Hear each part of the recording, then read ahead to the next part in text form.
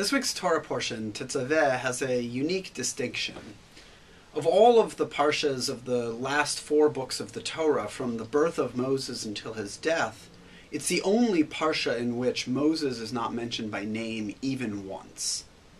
So the commentators, of course, speculate about this, and one midrash connects it to events that transpire actually in next week's Torah portion, Ki Tisa, when Moses is on the mountain with God and the people below are cavorting with the golden calf. And God tells Moses that he's going to destroy all of the people and start over, building a new nation with Moses as the founding leader. And Moses says to God in next week's Torah portion, Mecheni na misifrecha, if you're going to do that, erase me from your book. And so the Midrash reads this as saying that although God relented, God decided that God was not going to destroy the people, and Moses, in fact, prevailed over God. Nevertheless, because Moses had said this thing, Mecheni na misifrecha, please erase me from your book, there needed to be a way in which Moses was, in fact, erased from this book. And so it turns out that there is this one Torah portion of all of the parshiot after Moses' birth in which Moses is not mentioned by name.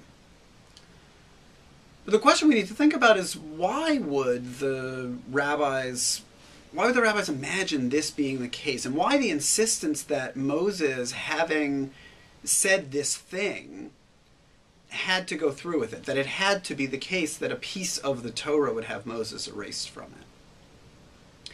I think the lesson that our rabbis want us to understand from this is the very real power of our words to actually construct reality.